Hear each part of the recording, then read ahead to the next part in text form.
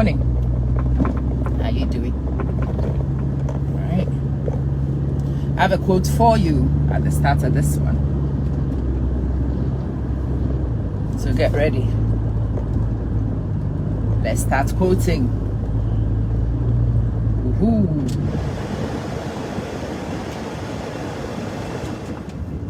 My car does need a servicing. The AC needs to be serviced. Beautiful. Yeah. Are you ready for the quote?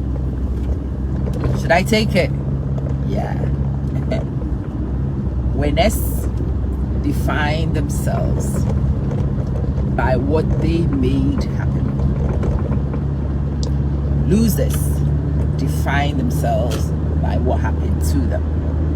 So please have a think of what has been the rhetoric in your life for the last few months, weeks, years, and ask, how are you defined? But by what you made happen, or by what happened to you? And the funny thing also is that this definition is always, or not always, done by you. They are also done by other people. So it's not just about you defining yourself. It is how other people who know you will define you. Yeah. With those who know you, define you by things that you made happen. Or will you be defined by things that happen to you? So it may be you self-defining, or it might be other people defining you. Either way, what defines you? What you made happen? What happened to you? It's been my rhetoric for years, what I made happen. I want my children to understand what I made happen in their life. It has been my life's mission. I want my husband to tell stories of what I made happen in his life.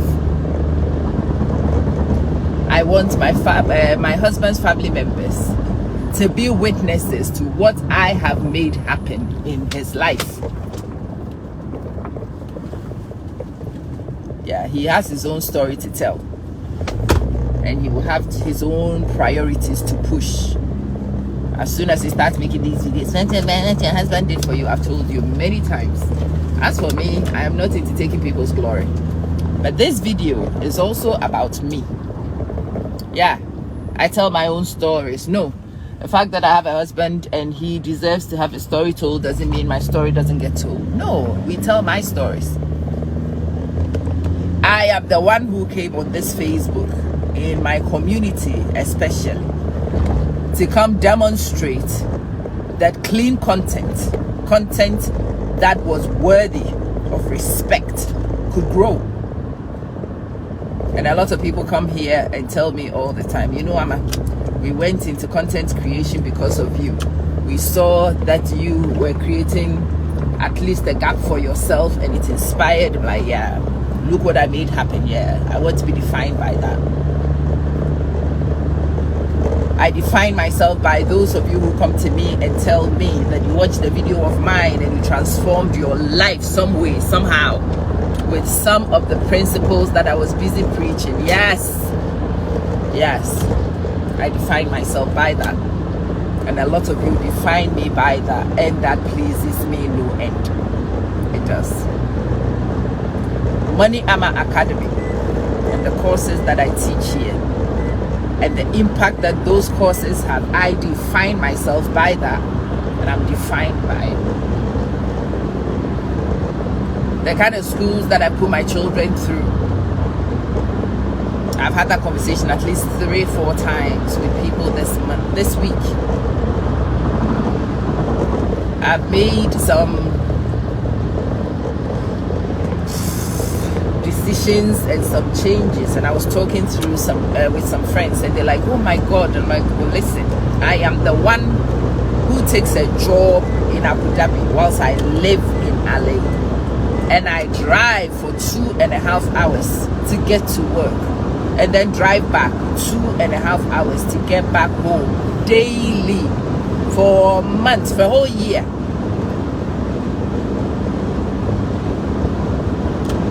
Because I did not want to leave my children unattended. That's me. But I also wanted to get a job in a place that could give me something. That's me. Yeah, that's what I define myself by. Anybody who's ever worked with me, if you ask them for a reference, they will tell you that I never did things the way everybody did. No, never. That I always did things in a different way. And I like to push the boundaries to get better, especially in my teaching job. Yeah, people will tell you that I broke the mold, I pushed the boundaries, I changed things up, switched things up. That I offer mentorship and coaching even when it is not my job. Yeah, that's me. That's how I'm defined. 2 days ago, a person says, you know you are the wise owl in the corner. You don't say much, you just drop nuggets. Yeah, that's me. I'm the wise owl in the corner. That's how I define myself. And as I started brooding over that quote, winners define themselves. I want to modify it, in fact. Winners are defined by what they make happen. Losers are defined by what happened to them. And as I brood over this, and as I reflect on my life, as the images flash before me of the things that define me, I realize that the things that define me are the things I have done by the works of my hands. They are not done from just what my ancestors did. No, I have never been a person who simply stayed and enjoyed what my ancestors achieved. No, I have added to what was given to me. I have elevated. This is how I describe myself. I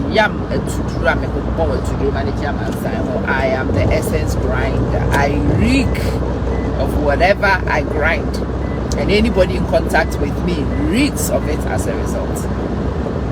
And I've described myself like that for a long time. According to this rhetoric, according to this quote, that makes me a winner. And this identity is very important to me right now because you see, I am pursuing an asset. I'm looking to change things up. I'm looking to switch up. By pursuing those things, by chasing those things, sometimes you have never done things before, so your own mind will question you. Can you do this? And my answer is hell yes, I can. I am the one who did that against all the odds. I am the one who did this without the things that I have at my disposal right now. If I could do that then, oh, this is just a piece of cake. I figured that one out. I will figure this one out too. I am made of iron. I am nails, hard as nails. Yeah, you need those track records to convince yourself. The truths and the facts of your life will help you determine whether you are a winner or you are a loser. And that determination, well, when the evidence exists, it's difficult. So you have never done anything and you go to meet a motivational. I am proud, I am beautiful, I am big, I'm strong, I am capable. And then your brain will ask you, where is the evidence of your capacity? You are brave. Are you? Are you brave? You see, I haven't been very brave in the recent past. And so my brain was asking me. But then as soon as my own brain asks me, some of the mad things I have done, like I said, I quit a job in a place that was paying very cushy. And I jumped on the road to drive to Abu Dhabi 2.5 hours in, 2.5 hours out. Because I saw a possibility. In In fact, when I quit, I didn't even have anything lined up. I just knew that it was time for me to move, so I did. I had to try something new. I tried something new, but I figured that I had made that move prematurely. My overlays were too high. I needed to return. And that was the time that I was getting ready to start my research. I had lost my dad. I was questioning my life. I was trying to find a place to be. And I needed a place that was not too different from where I left, and I could do research. Guess what? I found it. 2.5 hours drive in. When I got this job, I could have just pulled my kids out of school and found a new place. I could have told my landlord, oops, sorry, I thought I was staying, but I'm not. No, I'm not that kind of person. No, I don't let my drama disrupt other people. So no, I did not disturb my husband. I could have come here and asked my husband to drive. But I was the one making that choice. And it was only fair that I did drive. Yes, I'm a girl. It felt daunting. But I do daunting stuff. I overcome insane stuff. Now this is now the rhetoric my brain has of myself. I do crazy things. When people tell me that is not a thing for women and women like it easy, the minute that comes out of your mouth, I lose respect for you, because I am a girl. No, I don't like it easy. The things I do will make men quake. I have balls of steel. How can I tell you those things? Yeah, examples of some of the things that I have done. Some of the decisions I've made. Some of the things that would make weaker people crumble. Well, I have stood and I have conquered. And I've got that rhetoric in my head now. I respect myself. I do. I respect myself a lot. I trust myself. I know that I have a high threshold of pain, that I have discipline. Where did I get that from? It is from the things that I have done. The evidence is all round. I told my daughter that I was about to enter a turbulent phase and that I was concerned. And she says, Mom, you are only concerned because of Dad and us. But you do know that we all trust you, right? If anybody can do this, it's you. If anybody can make it work, it's you. So rest easy, Mom, and just do your thing. Relax and do your thing. It's you. You will figure something out. And I was looking at this kid thinking, and that was before the quotes had hit me. Yeah. I'm not the only one who admires the things that I have done. It is so visible that my daughter admires it. It makes me feel great. That my daughter recognizes what I do and admire it. And my daughter will figure out as time goes on. And I hear the way that girl talks now, it just excites me. Yeah. My daughter will realize that she comes from a line of women who are as hard as nails. Both of my grandparents, my grandmothers, iconic, legendary women with balls of steel. My mother's mother has balls the size of which you cannot measure. My father's mother, that one was a matriarch.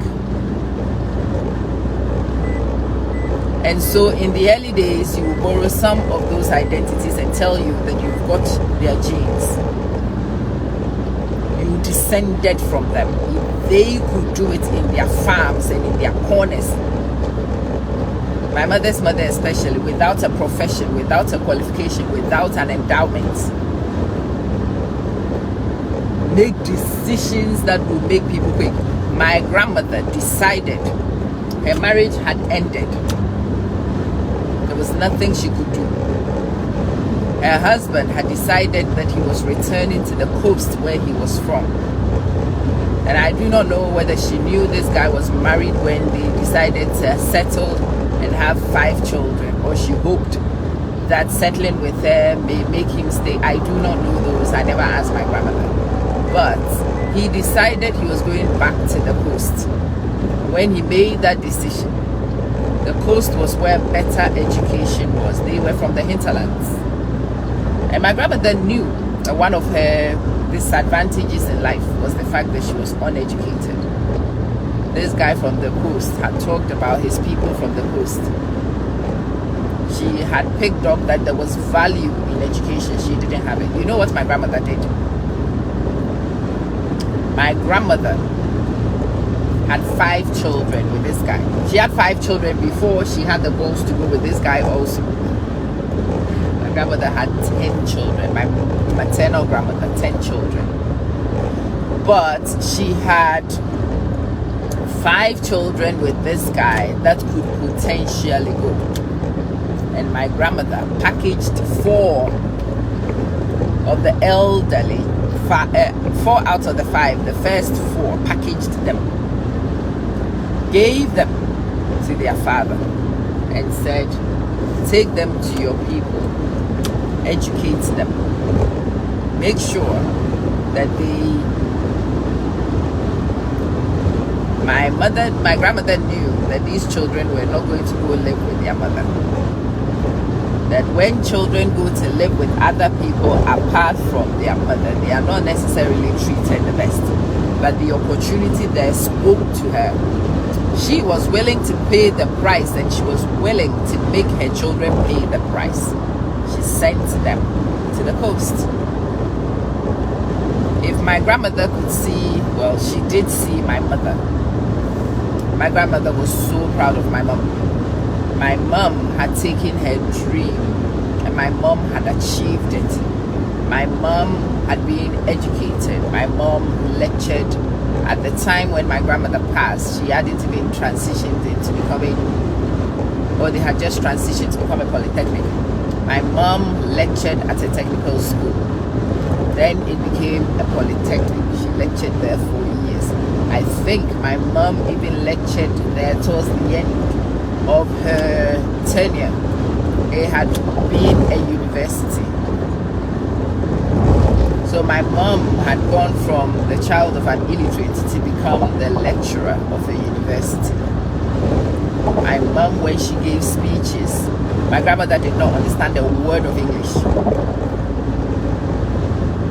My mom would speak and my grandmother would cry. And as a kid, I never understood. Now putting the pieces together, my grandmother would cry because she could see her sacrifice. She could see her dare yield results in my mother. She was so proud of my mom. If my grandmother could see me, she used to talk to me at that time. She was so afraid of me. She was afraid for me. I was so radical, so different. I cut across the grain, and my grandmother was doing everything to talk to me. Even when my grandmother passed, I was 12. But my grandmother had already spoken to me about how I was going to fit in.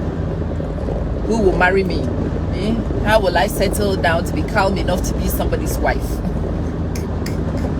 How was I going to cook all these wholesome meals? Because that's all my grandmother knew. But if my grandmother could see me, of the dream that she had for her children, and by projection her children's children, and the places we've gone, my grandmother she could give her children away. And later on, when my mom returned, later on when my grandmother was with me, she loved my mother, and I can imagine she cried herself to sleep many nights, not knowing what was happening to my mom, but also knowing exactly what would be happening to my mom. She knew that my mom was going to go and live with a stepmother and people who saw her as inferior. She knew, but she knew that that was the price to pay. That was the price to pay for the hope she held. for the desire she had. Yeah. In the early days, I borrowed a lot of my faith, my confidence in myself from there. I told myself that the genes of these women, my paternal grandmother was no different. My paternal grandmother, another stark illiterate,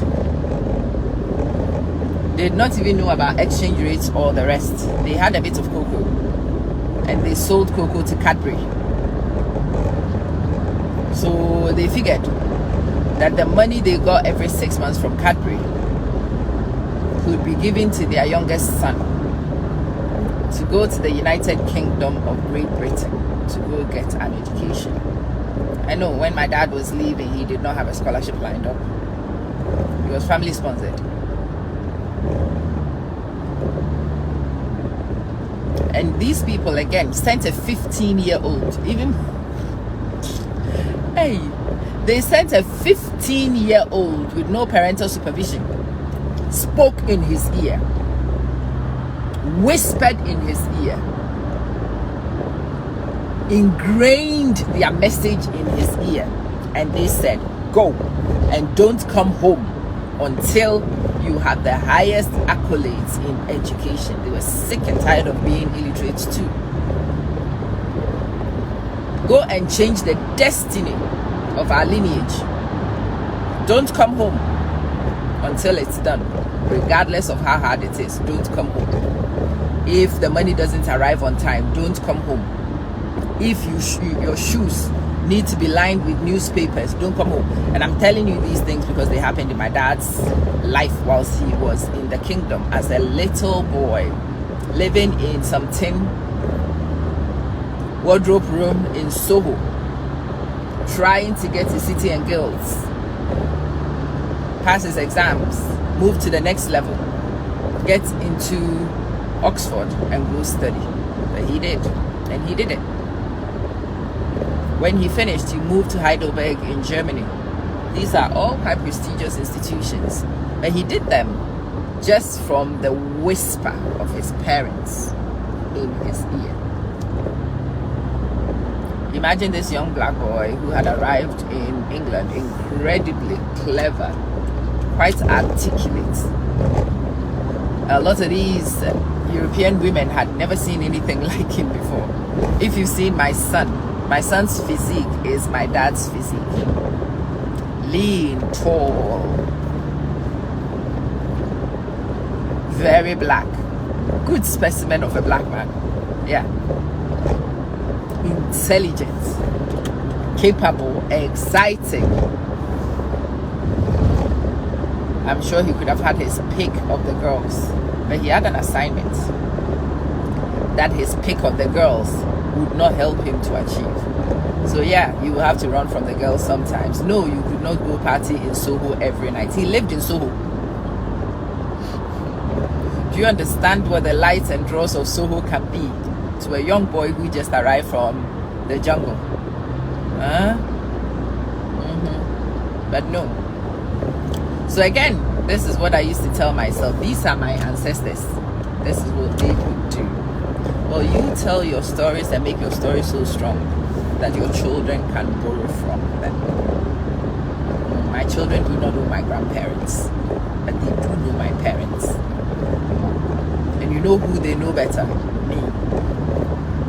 And so I'm making sure that the stories that I am writing, that my children will give you myself as one of the examples of the hardest working people they know, as one of the most determined people they know, as one of the most competent people they know, as one of the most capable people they know.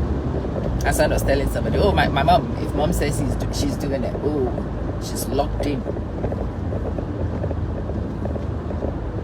Mom's locked in, mom's locked in. And until it's done, there is no click out. Yeah. These stories help me to build confidence in myself. The fact that my children will say things like that, watching what I do, affirms what I know internally. It validates what I know of myself. And so at this point right now, I feel I can do anything, no matter how scary it is. I can achieve anything. I can soak anything up. Even if I make a mess of things, I can redeem, I can recoup. And according to what I gave you, I've just discovered that is the winner's attitude. That is the winning mindset. That's the mindset which has managed to get me here. Borrowed initially from my lineage, affirmed over time, and now rock solid my reputation. Winners are not defined by what happens to them. Things happen to all of us. The winners define themselves and others define them by what they do, what they accomplish, what they achieve, regardless of what is happening around them. That's a winner's definition. So I ask you, do you have the mindset that would make you win?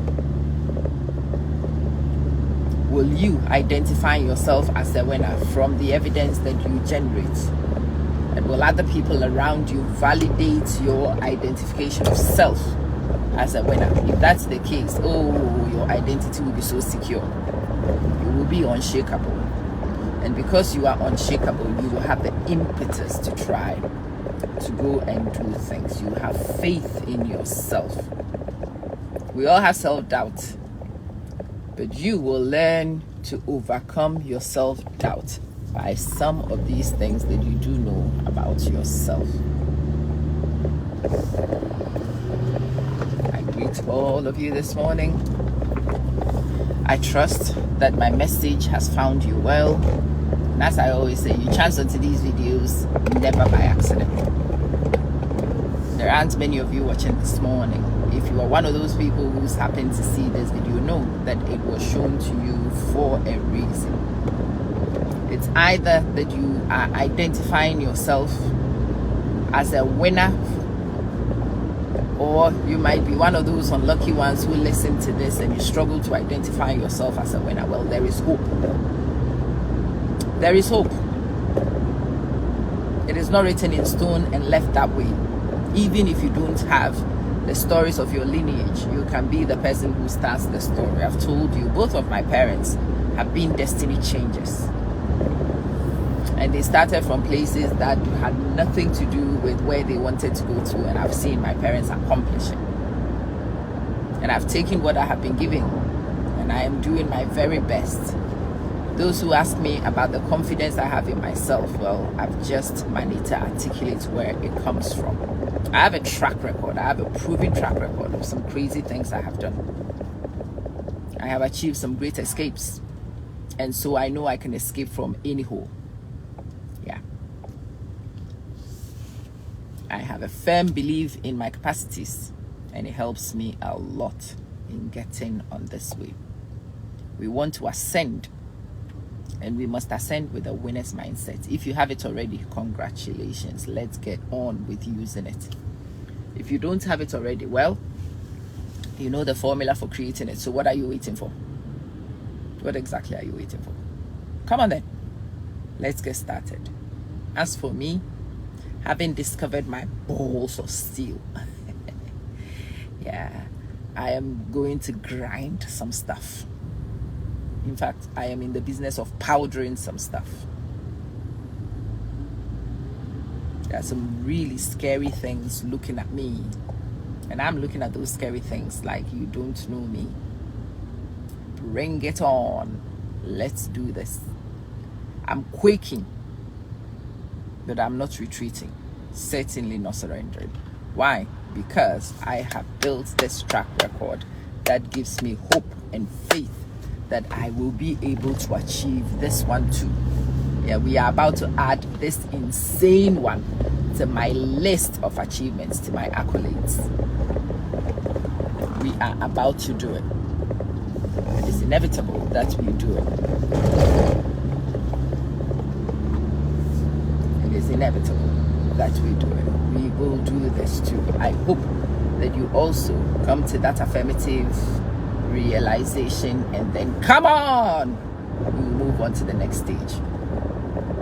The next stage is to find clarity in the things that we need to do, and then to get doing. Find clarity in what needs to be done, and then we get doing. We get going.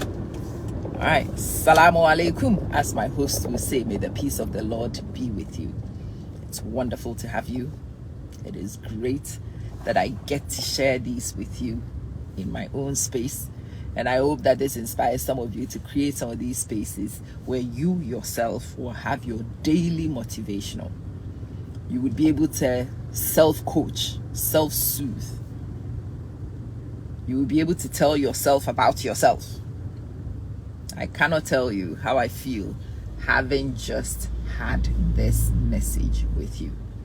This broadcast, as I keep saying, is not to inspire you. No, this broadcast is to inspire me, to encourage me, to affirm me, so that I have the impetus to go. And this morning, I have received a healthy dose of that motivation, of that encouragement to get going. It will be fine with me. It is well with me, and so it is with you. We will reconvene very soon to talk about other things we can do on our ascendance.